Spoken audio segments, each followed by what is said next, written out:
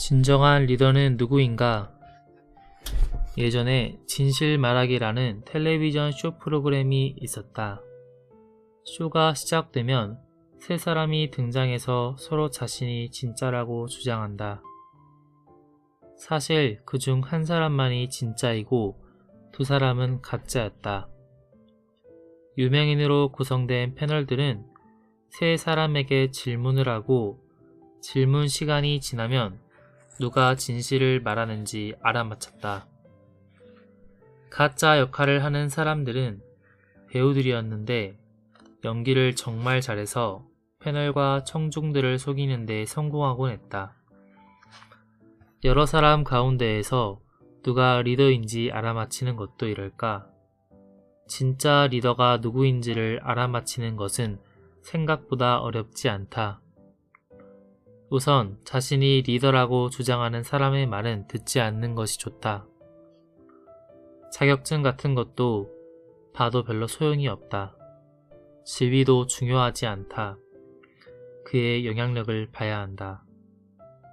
리더십의 증거는 그의 구성원들에게서 찾을 수 있다. 나는 대학교를 졸업하고 처음 입사한 회사에서 영향력의 법칙을 배웠다. 관련 업무에 필요한 자격증과 증명서도 다 가지고 있었고 아버지에게 이런저런 훈련도 받았기 때문에 어떤 일을 해야 하는지 충분히 잘 알고 있었다. 그리고 조직의 리더라는 지위에 걸맞는 호칭도 가지고 있었다.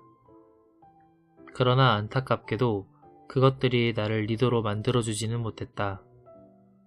내가 주재한 첫 번째 임원회의에서 진짜 리더가 누구인지 바로 알 수 있었다. 클라우드라는 이름을 가진 농부였다. 그가 입을 열면 다른 사람들은 그의 말을 경청했고 그가 제안하면 사람들은 그 제안을 존중했다. 그가 리드하면 사람들은 그를 따랐다. 그러니 조직의 변화를 가져오고 싶다면 먼저 클라우드에게 영향을 미쳐야 했다. 그가 바뀌면 그 영향력이 다른 사람들에게 퍼지기 때문이다. 영향력의 법칙이 작용하고 있었던 것이다. 리더가 되는데 영향을 미치는 요소. 리더십의 진정한 척도는 영향력이다. 그 이상도 그 이하도 아니다. 전 영국 수상 마가렛 대처는 말했다.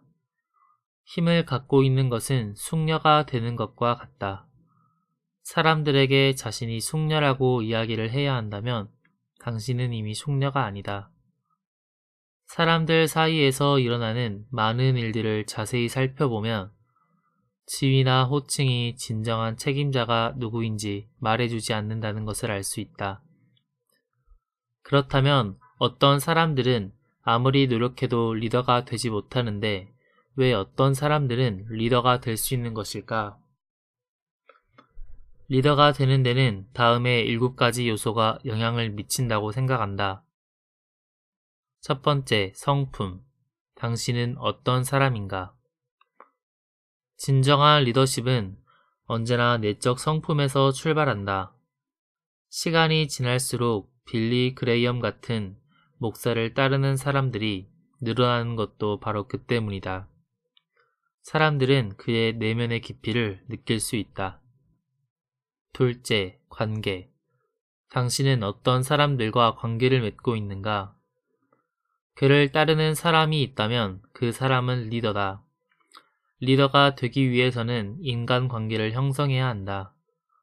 인간관계의 망이 넓으면 넓을수록 리더십의 잠재력은 커진다. 지금까지 나는 새로운 리더의 역할을 맡을 때마다 곧바로 인간관계의 형성에 집중했다. 적절한 사람들과 적절한 관계를 충분히 형성하면 조직에서 진정한 리더가 될 수 있다. 셋째, 지식. 당신은 얼마나 알고 있는가? 리더에게 정보는 필수 불가결한 요소다. 리더는 사실관계를 정확하게 알고 시시각각으로 변하는 다른 요소들을 파악하며 타이밍을 이해하고 미래에 대한 비전을 가지고 있어야 한다. 지식이 있다고 해서 리더가 되는 것은 아니지만 지식이 없으면 리더가 되는 것은 불가능하다. 새로운 조직을 맡게 되면 나는 조직을 리드하려고 하기 전에 먼저 필요한 지식을 얻기 위해서 많은 시간을 투입한다. 넷째, 직관. 당신은 무엇을 느끼는가? 리더가 되는 것은 단순히 겉으로 드러나는 자료를 잘 파악하는 것 이상의 능력을 요구한다. 눈에 보이지 않는 수많은 것들도 처리할 수 있어야 한다. 사실 그러한 능력이 관리자와 리더의 주된 차이 중 하나이기도 하다. 리더는 활기, 의욕, 타이밍, 추진력과 같이 눈에 보이지 않는 것들도 파악한 후 활용할 수 있어야 한다. 다섯 번째, 경험. 당신은 어떤 경험을 했는가? 과거에 리더로서 경험한 것들이 많으면 많을수록 구성원들이 능력을 발휘할 수 있는 기회를 줄 가능성도 높아진다. 경험이 많다고 해서 신뢰도가 저절로 높아지는 것은 아니지만 리더로서 능력을 발휘할 수 있는 기회를 가질 수 있는 가능성은 커지는 것이다. 여섯 번째, 과거의 성공. 당신은 어떤 성취를 이뤘는가? 지금까지 리더로서 뛰어난 성과를 올려왔다는 성공적인 경력보다 구성원들에게 더 큰 신뢰를 주는 것은 없다. 내가 처음 리더가 되었을 때 구성원들에게 과거에 이런 성공을 거뒀으니 나를 믿어도 된다고 이야기할 수 있는 것이 아무것도 없었다. 그러나 두 번째 조직으로 옮겼을 때는 첫 번째 조직에서의 성과를 자신있게 말할 수 있었다.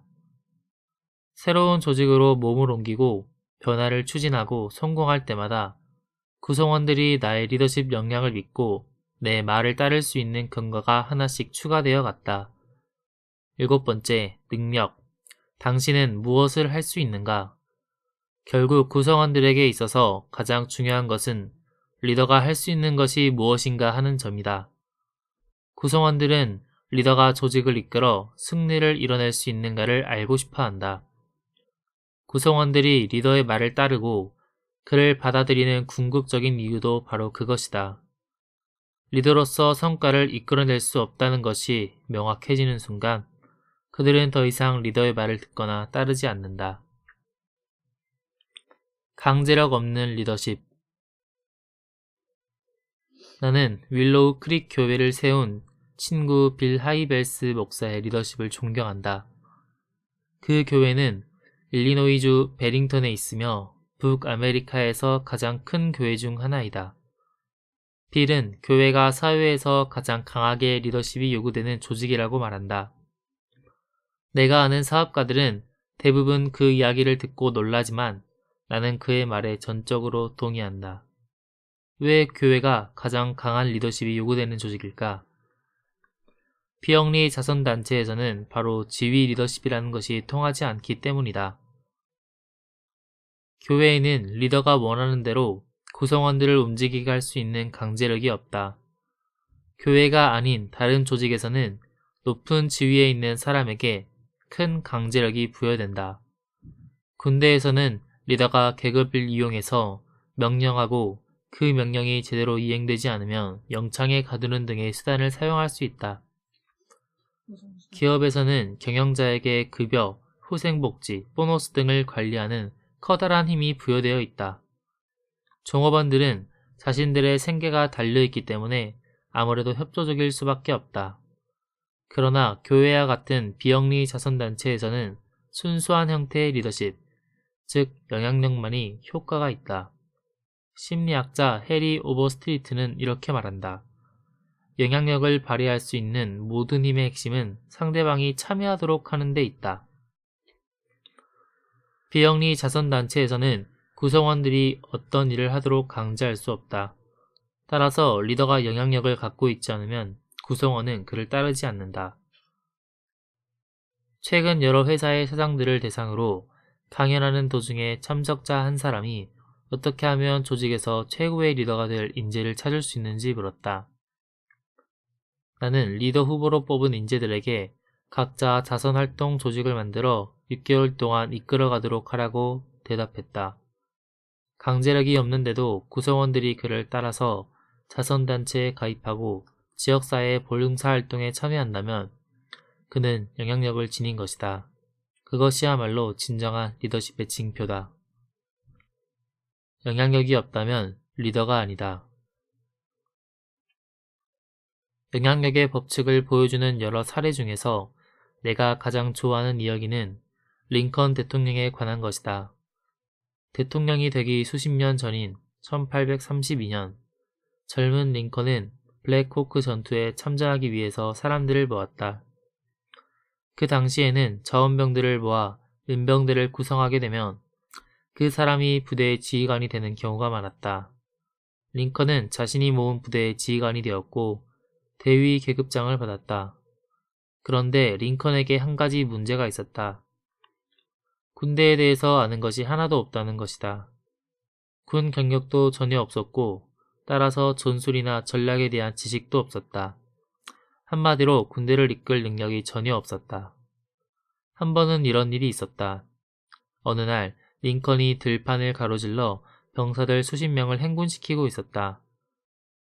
중간에 문을 통과해서 다른 쪽 들판으로 나가야 했는데 그는 그 단순한 명령도 제대로 하지 못했다. 나중에 그 사건을 회고하면서 링컨은 말했다. 문을 통과하려면 횡대로 행진하는 병사들을 종대의 행렬로 만들어야 했는데 아무리 생각해도 어떻게 지시해야 하는지 적절한 말이 떠오르지 않았다. 병사들은 곧 문에 도착하는데 어쩔 수가 없어서 결국 병사들은 2분간 해산한다. 그리고 문 반대편에 다시 모여라 하고 외쳤다. 시간이 지날수록 민병대에서 링컨의 영향력은 늘어가는 것이 아니라 오히려 줄어들었다. 다른 장교들은 자신들의 실력을 증명해 보이면서 승진을 거듭했지만 링컨은 그 반대였다. 시작할 때는 대위 계급이었다는 것도 그에게 큰 도움이 되지 못했다. 영향력의 법칙을 거스를 수 없었던 것이다. 군 생활이 끝났을 때 링컨은 어쩌면 자신에게 가장 적절한 위치라고 할 수 있는 이등병이 되어 있었다. 링컨 개인과 그리고 미국이라는 나라에 다행스럽게도 링컨은 영향력의 문제를 극복해냈다. 그는 군대 생활을 마친 후 일리노이주 의회 의원과 연방 하원 의원이 되었지만 별다른 두각을 나타내지는 못했다. 그러나 오랜 노력과 경험을 거친 후에 결국 커다란 영향력을 지닌 사람이자 가장 뛰어난 미국 대통령 중에 한 사람이 되었다. 내가 좋아하는 리더십 격언이 하나 있다. 자신이 리더라고 생각하는데 따라오는 사람이 없다면 그것은 산책일 뿐이다. 사람들에게 영향을 미칠 수 없다면 그들은 당신을 따르지 않을 것이다. 그리고 사람들이 따르지 않는다면 당신은 리더가 아니다. 그것이 영향력의 법칙이다. 누가 무슨 말을 하더라도 이 말을 꼭 기억하라. 리더십은 영향력 그 자체이다.